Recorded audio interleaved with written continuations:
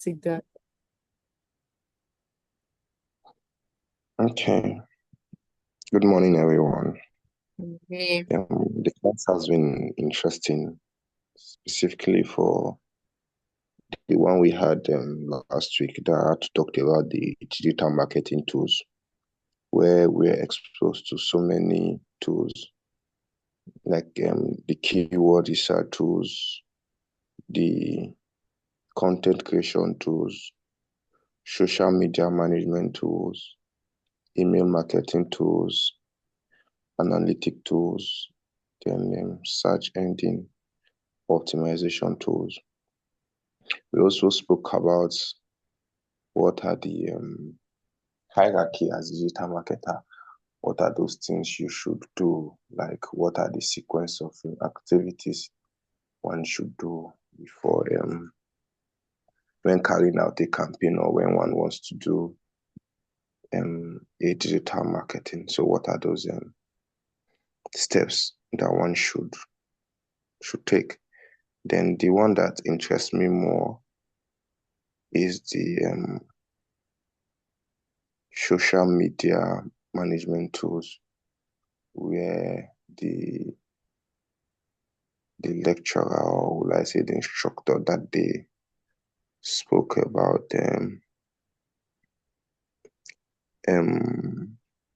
what's it called now, Hootsuite, and then make mention of the sprinkler, where from just one management tool, one would not have to go to Facebook, one would not have to go to Instagram, one would not have to go to LinkedIn, either to make a post and then to respond to posts or to comments.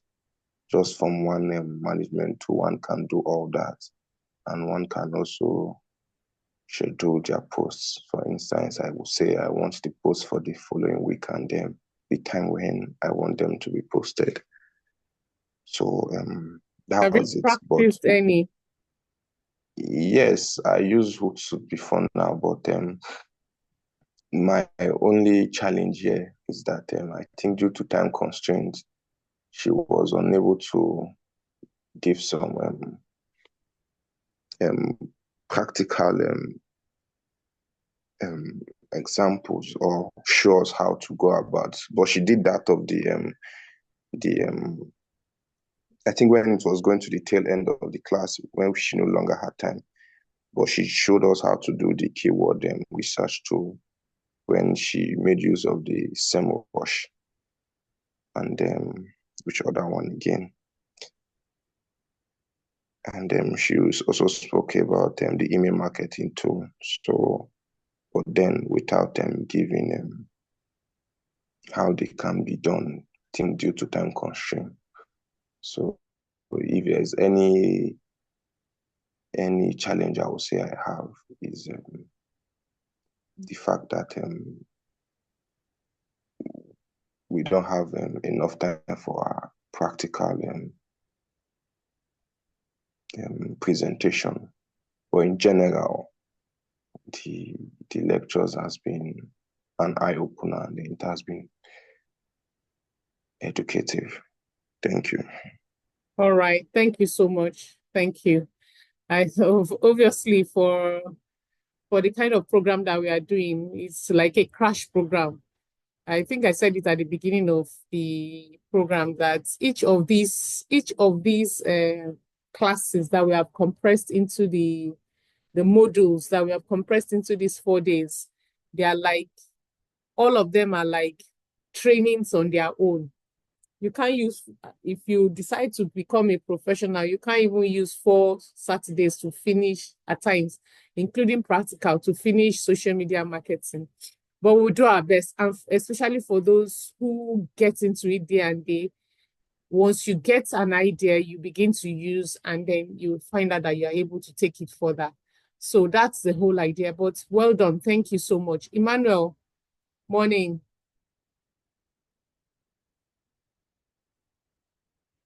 Emmanuel, can you hear me?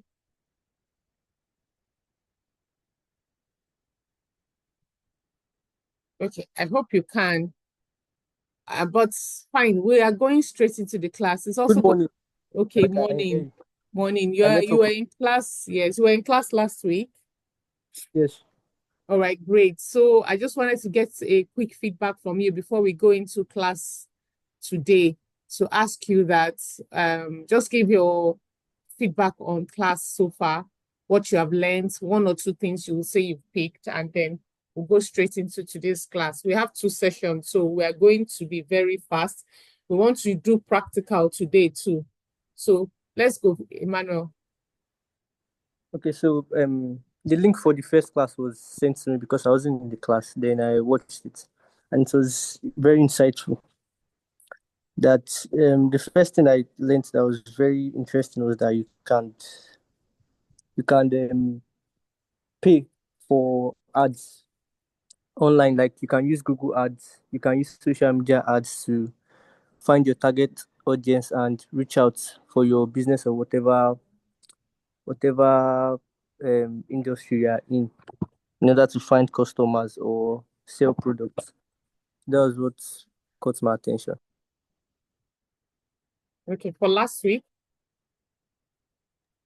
That was for the first class because I was in the first class, but I was in the last class. All right, thank you. Thank you. So I thought you wanted to give us a feedback on last week too, but that's fine. Maybe at least that one that caught your attention is the more important one for you. Okay, Favor, you're welcome. You're late, but you're welcome. Still, so you want to give us feedback so far? Kolawole, Favor. If not, okay, today I just want to spend like 15 minutes. Today we have 2 big things to do. I hope you can all hear me. First is content marketing, and I'll just spend 15 minutes on that because content marketing just comes to life in a whole lot of other things that we do. So we are doing content marketing, ads, social media ads, how we can run an ad, especially on Facebook. And that's a big deal. And we are doing practical session with it. So, but we don't want to be using some terminologies that you will not be aware of. That's why we decided that, okay, let me just spend a few minutes talking about content marketing. And then we'll be able to take it forward and understand where we are speaking from. So generally, we know that people are always searching. People are always searching for one thing or the other. They need stuff, they will look out for it, they go online and search. So when you create content on whatsoever you do, you are building your brand, you're educating people, you're giving information about yourself. And in whatever way, the people that we like and follow is because they have created awareness or they have created that they deliver value to us. That's why we are searching them out. So are brands also, so are businesses also. A business is not just appearing online for the sake of appearing. There is a reason that the business appears. Even NGOs or social brands like World Health Organizations or, there is a reason why they are there. So we create content that helps to reinstate what we stand for. The reason for content marketing is we can state in these areas is that you want to grow your brand awareness, you want to increase your search engine. We'll take search engine optimization next week with email marketing by God's grace. So we want when people search for information around what you offer that they should find you. You want to generate, of course, ultimately do business. And business leads means opportunity for business, people that can buy from you. You want to ensure that you really are reinforcing what you say you stand for, which is where people build trust, actually trust in you. We looked at something like this last week, but just restating because there's nowhere you go in digital platform that you will not talk about what stage you are. It was like talking about the consumer journey or the brand journey. who are you trying to speak to? Is it just for information? So when you are creating information about your brand, that's the level of awareness. When people are beginning to shortlist and looking at, it looks like this thing is becoming real low, or maybe at this rate, the way PHCN, maybe I don't know if some of us saw this week, in the course of this week, that the naval officers went to Ikeja Electric to go and shake them up a bit. So obviously there's power issue in the naval base. Maybe it's time for them to consider solar. Maybe so at this point we know there is a challenge. They have gone beyond just, they will now be looking at what are the alternatives.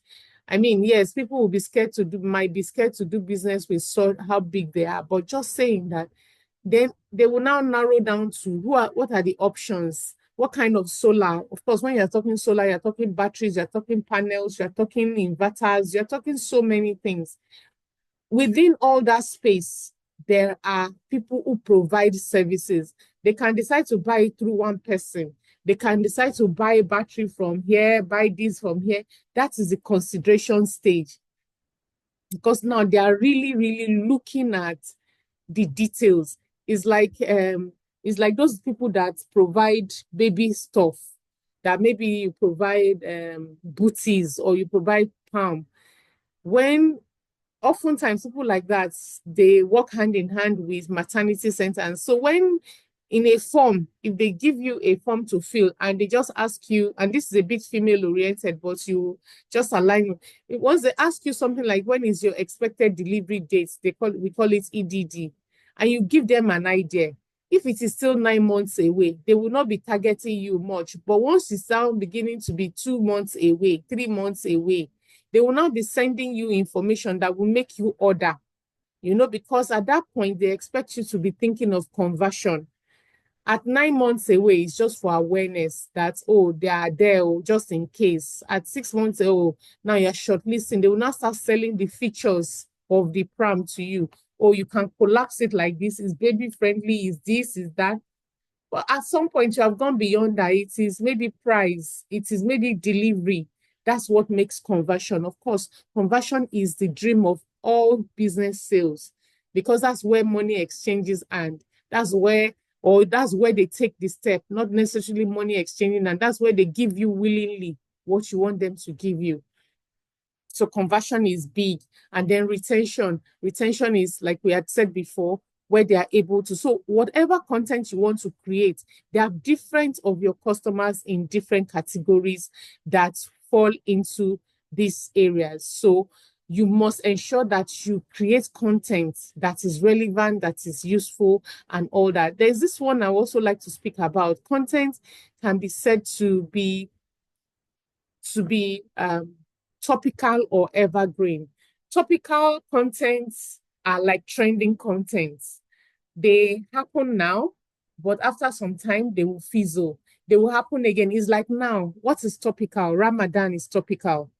We know that people are fasting, but Ramadan will not take over. For Lent also has started. So like, I think it was last week Wednesday we had, or this week was Ash Wednesday. That's a topical issue. You can wind your content around it. You can do, because that's the main thing that people are talking about.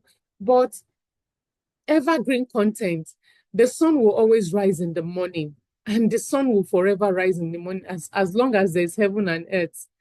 That will never ever. So for the kind of brand that you work on, or the sector that you work on, you can deploy evergreen content at any point, but you also have to try and tap into topical content, because people search for topical content a lot during the time that it is trending. That's why you find out that some people jump on trends.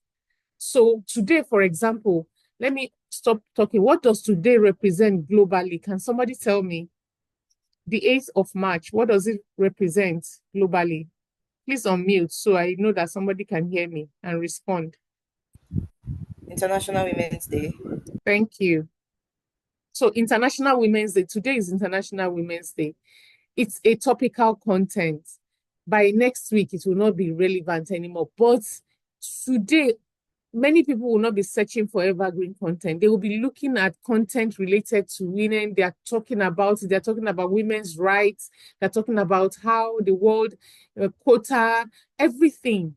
So this is, as a brand owner, even when you're offering ice creams and yogurts, you should be able to wind it around the topical content. And of course, we have to be careful. I mean, we are not talking about somebody dissing another person. When you're a serious brand, except you're a lifestyle brand, when you're a serious brand, you don't get into ruffle fights. You ensure that whatever in the midst of what you're saying, there are some people who, because of International Women's Day, they would offer free medical checks for all women. It brings up the search for such organizations very high. They can give you 50% discount on, including A-level 5-star hotels, restaurant, and stuff like that, because that is a period that is dedicated for women. This month also you have Mother's Day.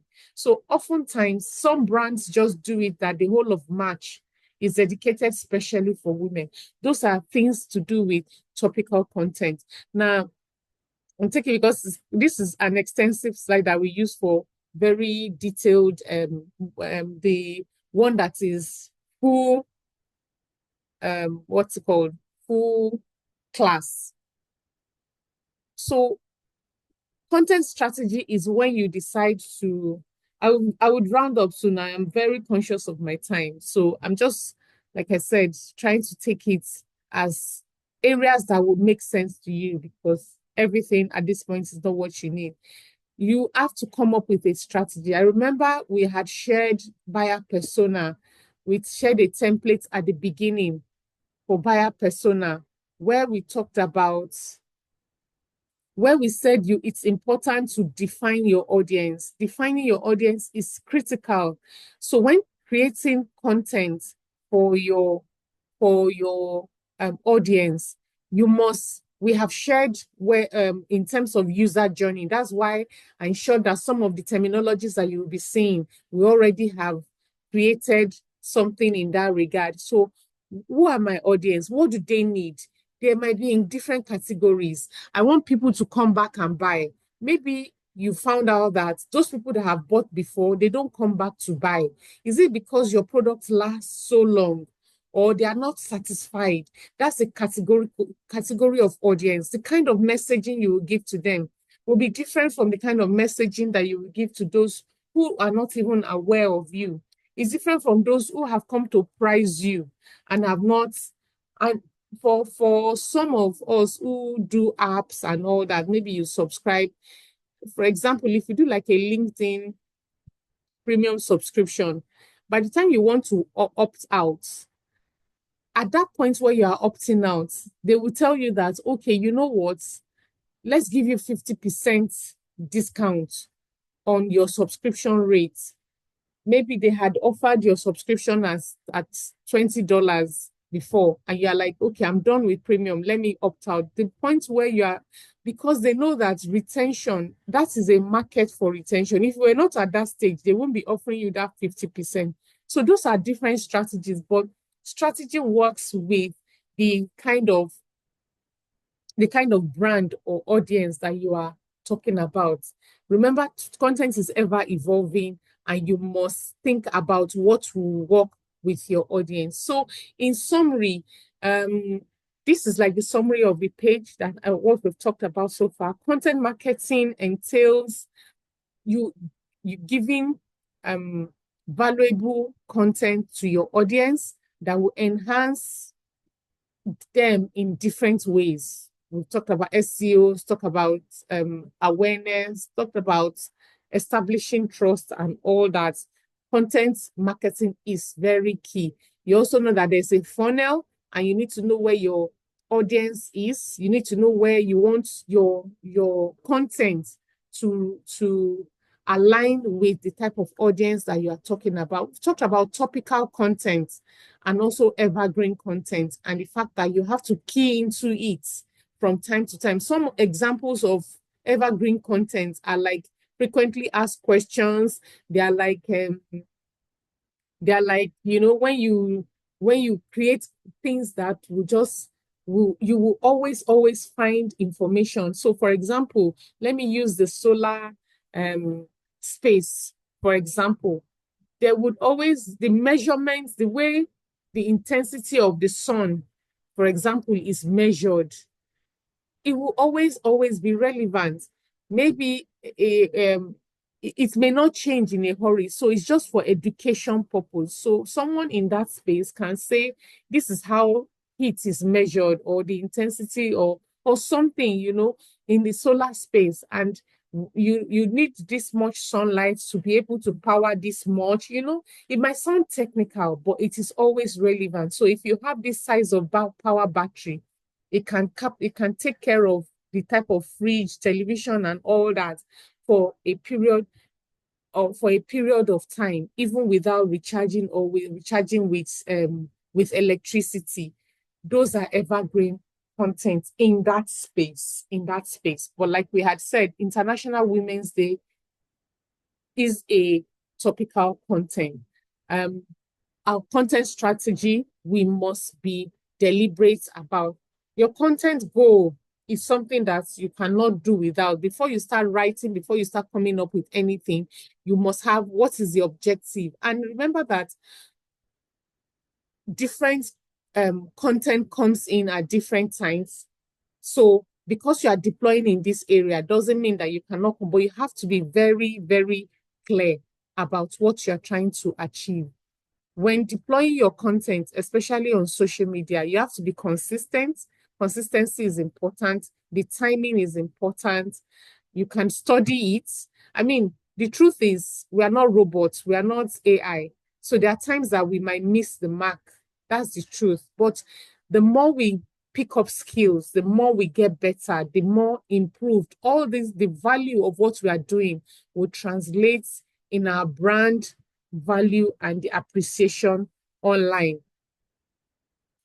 Buyer persona, I will not say too much about that, but it's key in the case of content marketing, because like I said, I had shared the templates at the first class, and I believe that most of us already, I have been able to take some time to categorize our audience and find where they belong.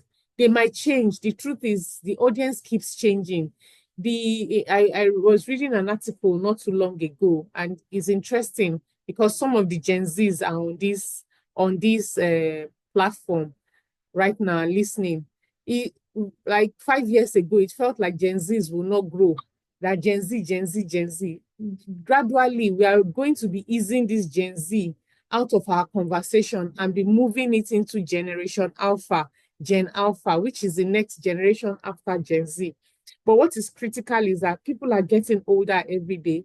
The kind of money that Gen Z has is quite much in terms of, because they are able to access digital platforms. And when I say it's quite much, compared to some of the Gen Zs are controlling a lot of money compared to older generations, because of the kind of access and TikTok gives them, all this. So they make money a lot. So you cannot just use a 19-year-old eye to look at a 19-year-old person like that anymore, in as much as the average is there. But there are ways in which we create them, we look for them. So if we're looking for a Gen Z, like in a Pella, for example, even though he's a 19 or a 20-year-old boy, he is a very comfortable in terms of money, in terms of disposable income.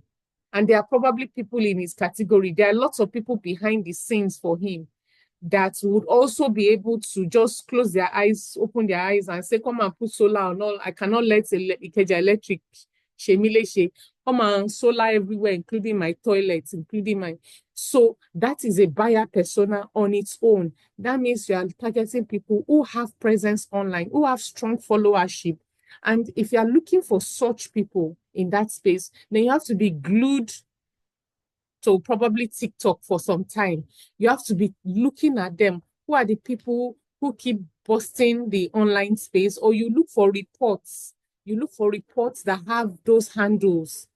And then you now begin to find a way to ensure that your communication targets them such that now in my language, they will say, let's call them Boda so that they will be able to.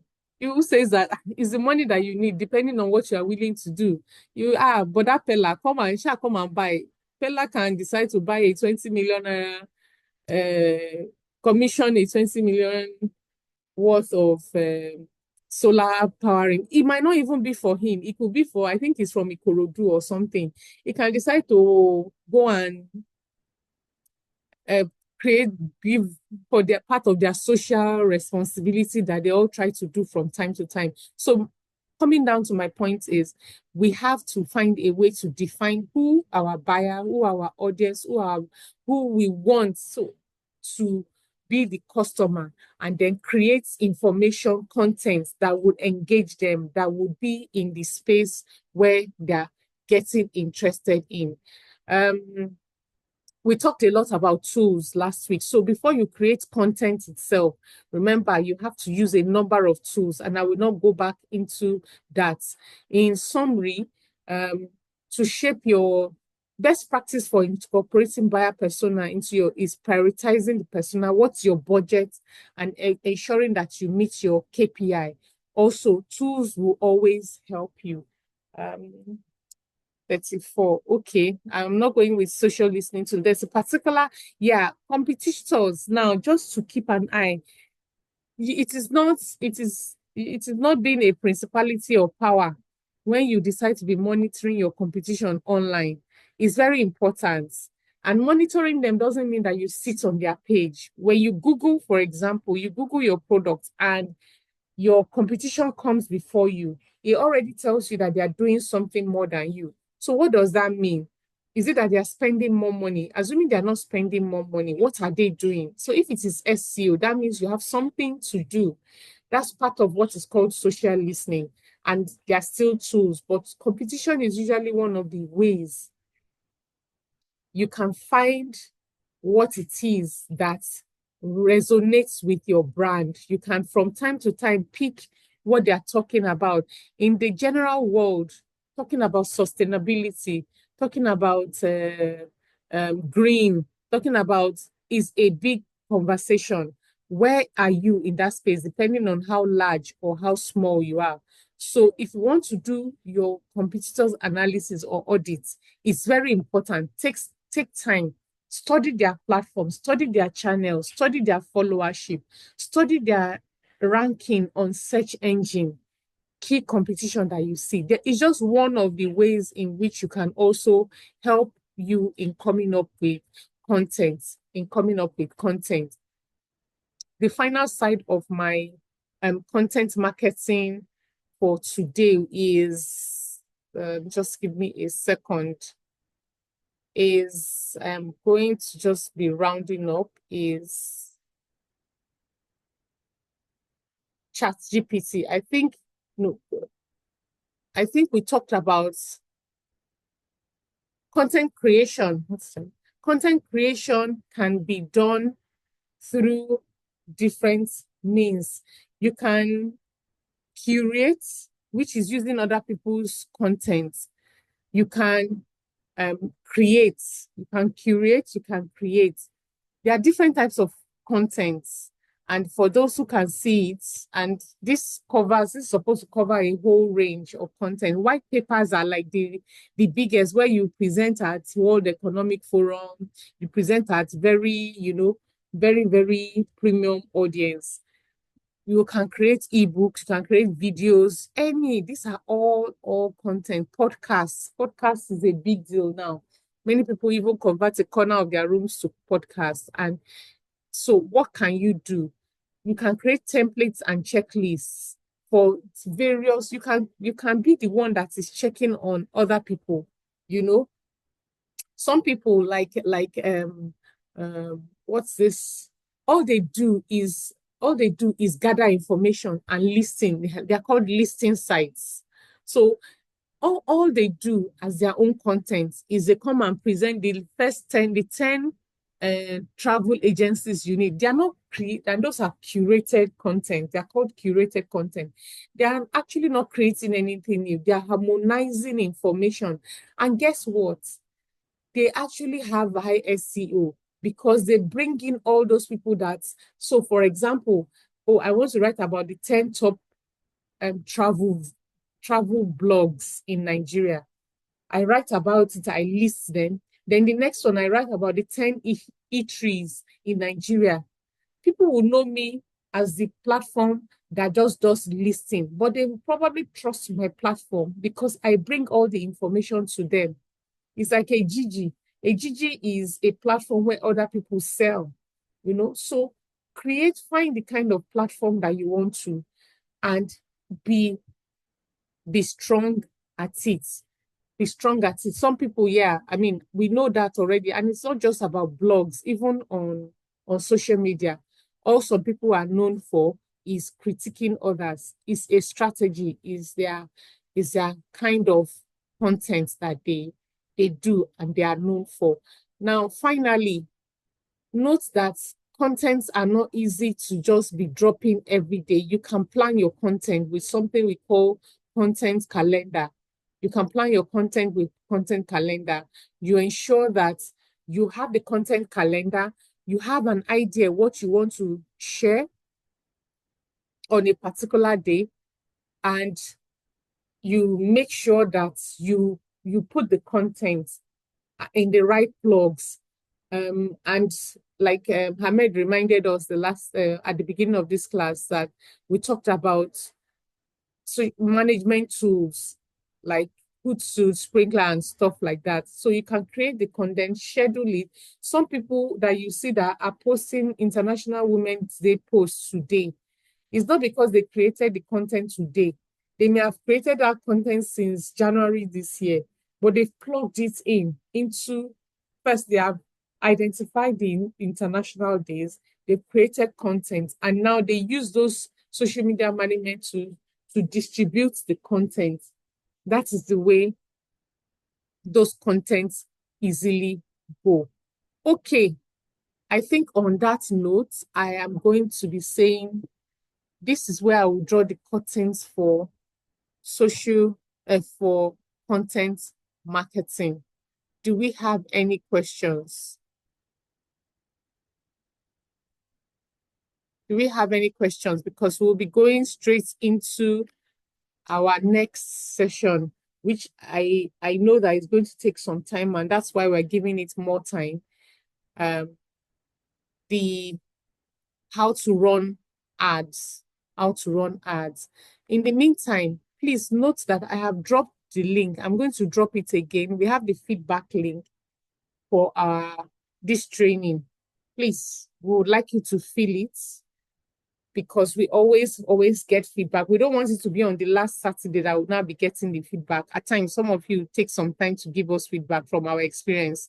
Some people prefer to just do it and forget about it. So please take your time and put your feedback in the form. I'll be resharing it now. So any feedback, before I hand over to Blessing Itonha to take us on running social media ads.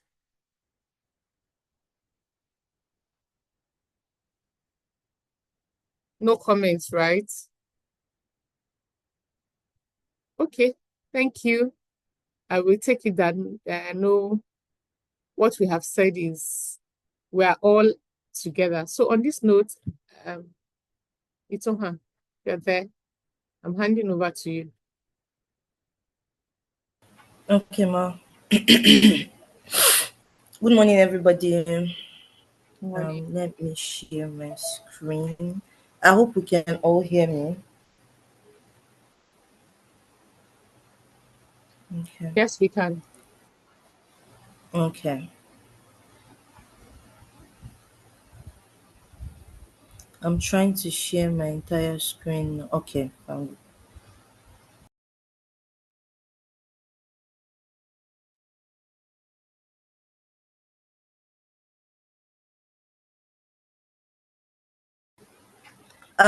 Director, I don't know why it is muting me when I share my entire screen. Maybe I selected something.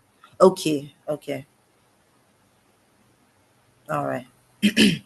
So please, Please let me know if you can see my screen. Not yet. We can't. Yes, we can now. Wow. Shared. Okay, okay. Yeah.